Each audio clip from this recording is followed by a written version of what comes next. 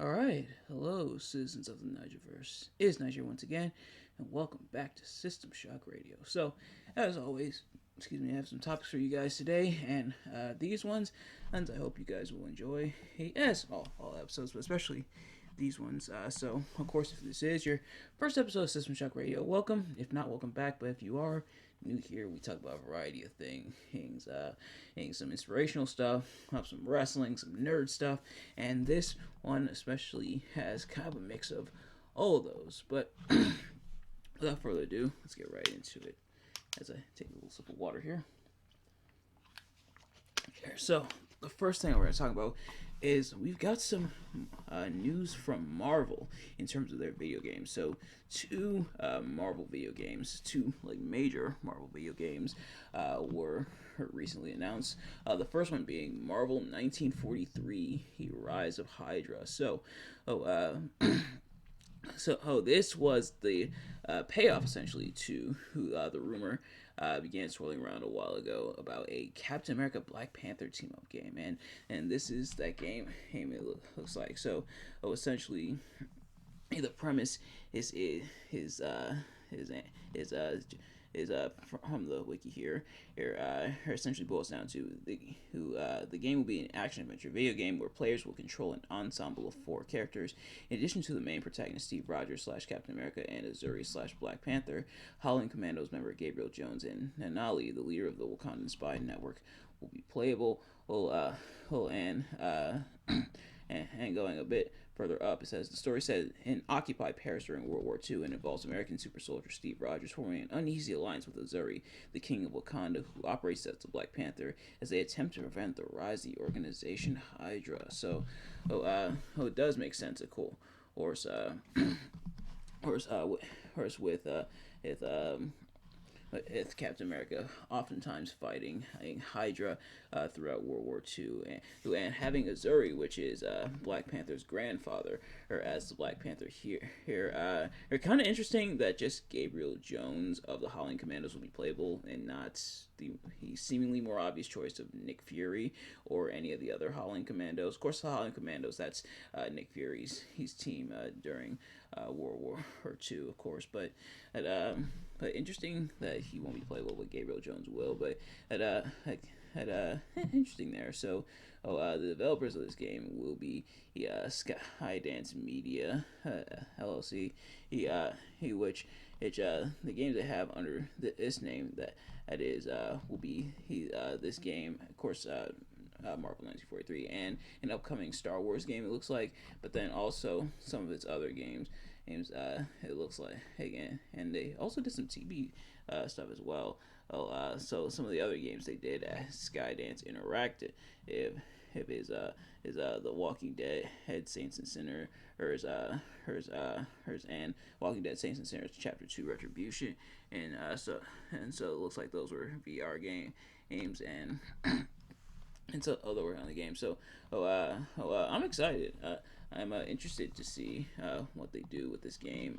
What they do with this premise. Judging kind of by the premise, it seemed like it may be kind of in the vein of similar to say Avengers or so, which hopefully it turns out a lot better than Avengers did. But I'm interested in that regard. But the other one is Marvel Rivals, which is an upcoming 6v6 player versus player shooter, and similar in a lot of veins to Overwatch, which is ironic because Overwatch is also about superheroes, but at 6v6, and we saw the trailer and some of the characters there, including Iron Man and the Guardians of the Galaxy.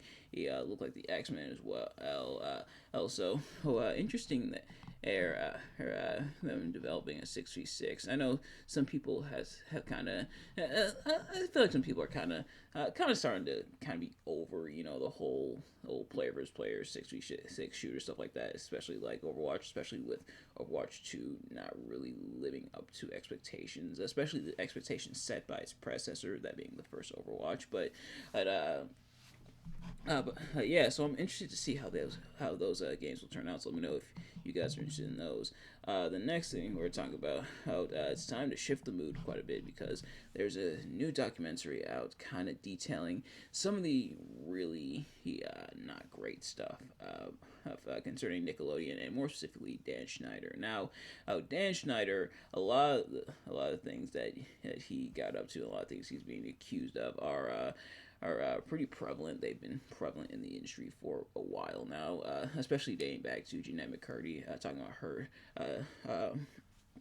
Talk about her time on iCarly and everything within Nickelodeon, especially in her book titled "I'm Glad My Mom Died." That's been around for a bit, but this new documentary out going over even more. And I haven't seen the documentary just yet, but I do want to check it out, especially because as Dan Schneider is going to be in upcoming crime analysis later on in the year for the channel, which the Extreme and Grimmy crime analysis is planning for that to come out tomorrow. Oh, so hopefully that will come out tomorrow. But yeah, so yeah, so these things have been following Dan Schneider for a bit, and to see it come back, to see it resurface once again here, in the wake of this documentary, and it's even more concerning. Like what a lot of people were talking about the documentary. I'm not sure if I named it yet, but it's called Quiet on the Set. But yeah, other interesting thing is from what people were describing within the documentary and kind of some of the things I've read about already is how deep it goes. Oh, it's Disney. He and the Disney Channel are kind of no strangers to it either. Her kind of having some of those claims and everything levied against them, and which I do have to mention. I think for now they are still claims because I think Dan Schneider is still, if not I believe he hasn't gone to trial for it yet or been arrested for it yet. I know he was dismissed from Nickelodeon, but yeah, yeah, so pretty interesting stuff, pretty heartbreaking stuff as well. So I definitely recommend checking the documentary out. I definitely will at some point. I mean, and for me, not checking out just yet. It's not out of apathy or anything. It's just it does take me a while to get to stuff, but I'd also with the crime analysis coming and I don't necessarily, it would be considered like a crime analysis in a way, or maybe crimes analysis, if you will. But I definitely want to save it for that, and I'll definitely look at it then. But in the meantime, definitely check it out. From what people are saying, is definitely is an interesting watch, so I definitely would recommend it. But the next thing I want to talk about is that we've got some news from WWE, both a return to form and a new or I should say, a return of a concept and a new one debuting. So the first thing returning is the Slammy Award.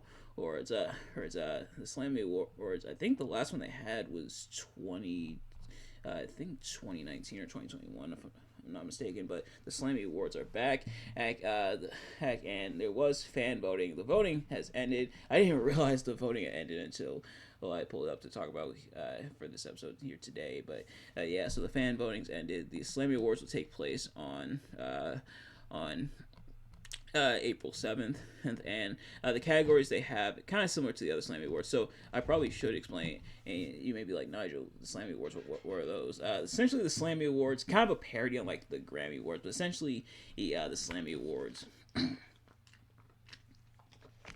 Or it's kind of celebrating a lot of like WWE moments and superstars as well. And I believe some of it was like kayfabe voting, some of it was actual fan voting. And they would have the award ceremony, they would have the Slammy Award trophies. Categories he's such as like a superstar of the year, which it looks like it has the OMG moment of the year here and stuff like that, and cool. This year's categories we have female superstar of the year. So I'll name the categories, and it's and their nominees. So for the female superstar of the year, the nominees are Rhea Ripley, Bianca Belair, Bayley, Io Sky, and Becky Lynch. For male superstar of the year, it's Cody Rhodes, Roman Reigns, Seth freaking Rollins, Gunther, and Logan Paul. Best entrance is Cody, Roman, Bianca Belair, Seth freaking Rollins, Rhea Ripley, Becky Lynch, The Rock, and Dominic Mysterio at WrestleMania 39, where he showed up in the cop car and everything. Return of the year is CM Punk, The Rock, Nia Jax, Randy Orton, and Naomi. The faction of the year is Judgment Day, Alpha Academy, Imperium, The Bloodline, and Damage Control. Rivalry of the year is Seth freaking Rollins versus Drew McIntyre, Dirty Dom versus Ray, Bianca Belair versus Damage Control, Roman Reigns versus Cody Rhodes, and R-Truth versus the Judgment Day. The NXT Superstar of the year is Ilya Dragunov, Carmelo Hayes, Lyra Valkyria, Tiffany Stratton, Bret Hart Breaker. The match of the year is Bad Bunny versus Damian Priest. He's at Backlash 2023. So a lot of these from the previous year, it looks like. Roman versus Sami Zayn, that is at Elimination Chamber. Gunther versus Chad Gable on the September 4th episode of Raw. Really awesome match. Asuka versus Bianca versus Charlotte at SummerSlam, and Charlotte versus Rhea at WrestleMania 39. The OMG moment is Ray punching Dirty Dom. CM Punk returning to WWE, Io Sky cashing in and Money in the Bank at SummerSlam, and CM Punk's return on Survivor Series, and when Ray punched Dom on the March 24th episode of SmackDown from last year, and then The Rock slapping Cody Rhodes at the WrestleMania 40 press conference. Okay, so some stuff from this year as well. Damage Control turning on Bayley on the February 2nd episode of SmackDown from this year, or Cody Rhodes slapping The Rock on the March 8th episode of SmackDown this year. The social star of the year here, so obviously that being social media, is Grayson Waller, Logan Paul, Drew McIntyre, Chelsea Green, or Liv Morgan. The breakout superstar of the year being star of the year's nominees are Jey Uso, Tiffany Stratton, Pretty Deadly Dragon Lee, and LA Knight. Yeah. Real quick, I'm also going to put in my predictions because we're already here, so we might as well. For female superstar of the year, I think it might go to there's a few choices here, but I think it might go to Rhea. She definitely had a hell of a year here between being champion and being the kind of pseudo leader of the Judgment Day. I think it might go to her. Her male superstar of the year is probably, if not Cody, then Gunther. Both have been on a roll. Cody is still over like crazy to the point where people definitely want him to win the championship, and the whole hashtag we want Cody. And Gunther has just been on a tear as Intercontinental Champion.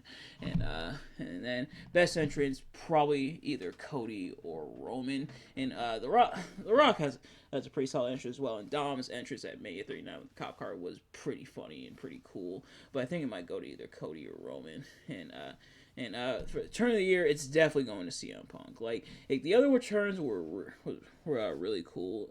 Rock might be a close second, but CM Punk definitely like the amount of buzz that generated, the amount of like probably one of the highlights of an already really solid show in Survivor Series from last year. Her faction of the year is probably gonna go to either the Judgment Day or the Bloodline.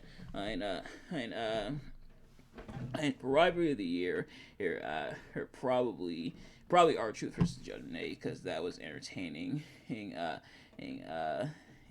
then NXT Superstar of the Year is probably going to be either Ilya Dragunov or Carmelo Hayes. Both of them had a hell of a 2023, especially Ilya Dragunov as NXT champion and Carmelo Hayes being him, of course. And then Match of the Year here. Out of these choices, it might go to. These are not bad choices, by the way. These are some pretty solid choices. Probably either Roman versus Sami or Charlotte versus Rhea. I think we'll go with Charlotte versus Rhea, because that was a fantastic match. The OMG moment of the year probably is definitely CM Punk returning. And the social media star of the year is definitely Drew McIntyre. The stuff that he has been getting up to on social media is like his social media presence. It's ever since his heel turn has been absolutely hilarious. Him showing up to Mindy's Bakery just to taunt CM Punk. him with the photo that they made into a t-shirt, him posing by the grave of CM Punk's return on Drew Mac. It's definitely got to go to Drew. As for and finally for breakout star of the year, it's either gonna go to Jay or LA Knight. Jay, especially coming into his own as like a single star, not quite there yet, but still really coming into his own. And and then LA Knight, getting this huge wave of popularity. The popularity was kind of already there, but it just surged, especially in 2023. It might go to LA Knight there. So that is the Slammies. Let me know what you guys think. Who do you think is going to win? Who do you guys want to win? But the other thing that's debuting is WWE Speed. Essentially what this is you may have seen the announcement for WWE Speed, but just in case, and this is how Corey Graves, he talks about it in the trailer for it. It says, starting April 3rd, WWE Speed, airing exclusively on X, aka Twitter, brings a fresh and dynamic new twist to the classic in-ring competition, where some of the fastest and toughest superstars do battle with time itself. Because in WWE Speed, our superstars only have 3 minutes to defeat their opponent.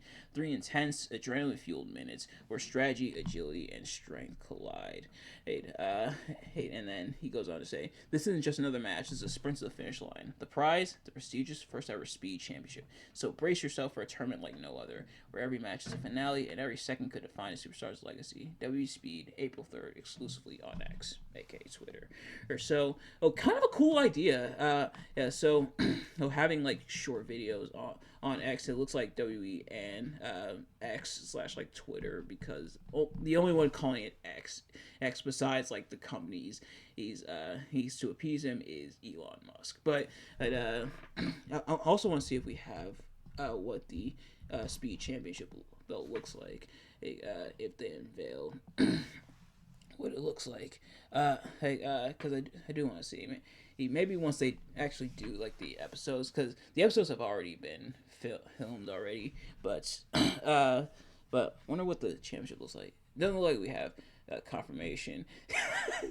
I was looking on images and somebody did an edit where they show like the Twitter logo, aka the X logo with Speed, but it's in the style of the 24/7 championship. That is hilarious. But kind of a cool idea, having like short matches and everything, and having like a kind of that rush of adrenaline, and only like 3 minutes and everything, and kind of an interesting concept. I want to see what they do with it. It kind of reminds me of is the beat the clock challenge, if you remember, where a superstar, like, they have the first match in the tournament, and however long it took that superstar to beat the other superstar, that's how long the superstars had. So the other superstars in the tournament had to like match the time, or like either match the time or set a new record. Like it counted up first. So like if the superstar won in like 5 minutes, then the next matches would count down 5 minutes till somebody set a new record. Like for example, the superstar beat somebody in 3 minutes, or somebody beat them in 2 minutes, or I think it was one match somebody beat them in 1 minute. So kind of an interesting idea there. So I want to see what they do with it. I might check it out when it premieres on, where it premieres on Twitter. But yeah, I want to see what they do with that concept. But so interesting stuff there. But next up, someone who's not winning Superstar of the Year is Jack Perry, because kind of an interesting situation when it comes to him in AEW, so Jack Perry, currently he kind of working for New Japan, although it seems like it's part of a storyline, him calling himself the scapegoat, tearing up his AEW contract. Tony Khan referencing Jack Perry, in New Japan, saying Jack Perry's doing wonderful stuff. Jack Perry kind of reflecting negatively on his time in AEW, or at least the time leading up to his release and everything. Of course, there's or at least his him being taken off AEW TV. If you remember, this stemmed from the incident at All In, where Jack Perry, it was a whole situation, and essentially a lot of people blame Jack Perry for what's going on with WrestleMania, blame him for CM Punk's return, and now all the interest surrounding that in WrestleMania 40. And even though CM Punk's injured and no longer gonna be, at least in a wrestling capacity at WrestleMania 40, still kind of blaming him for that. So, yeah. So a lot of people say it stems back to Jack Perry, all because Jack Perry wanted to use real glass and wanted to quote Justin Timberlake. But, yeah. So Jack Perry currently working for New Japan as the scapegoat. Part of a faction as well. I forget the name of the faction, so I am gonna look it up really quick. But yeah, so apparently he does want on apparently does seemingly want to get out of his AEW contract, or at least has alluded to wanting to get out of his AEW contract House of Torture. Yeah, he's also a member of the Bullet Club. Oh, okay, I didn't know that. But seemingly wanting to get out of his contract, Tony Khan not quite wanting to let him out of his contract. Is this a storyline? Is this legitimate? Is it both? Perhaps. I guess we'll find out. If this is a storyline, it might pay off. I'm sure at Forbidden Door, maybe Jack Perry will be involved there. But yeah, so kind of an interesting situation. I know, and that's I kind of scratched the surface on that. But yeah, so kind of a interesting / weird situation there. But I imagine still a bit of bad blood. Some people saying Tony Khan was so mad at Jack Perry for causing CM Punk to walk out, which, yeah, that's kind of fair, but yeah, but nevertheless, the last thing I want to talk about is a saying, and I'm sure it's a saying that you've heard before, but when one door closes, another one opens. So what exactly does that mean? When one door closes, another one opens, and sometimes it means and I kind of talked about this as well on Sister Shock Radio, kind of that no, maybe being a not yet, but when one door closes and another one opens. So in life, a lot of things are going to come our way, a lot of situations, but also a lot of opportunities. And of those opportunities, we're going to try to go after as many of them as possible, but some of them don't work out. Some of them, whether it be on our part, on someone else's part, or sometimes things don't quite work out, and it's easy for us to feel that despair and feel upset that it didn't work out. But what if I told you that maybe it wasn't meant to work out?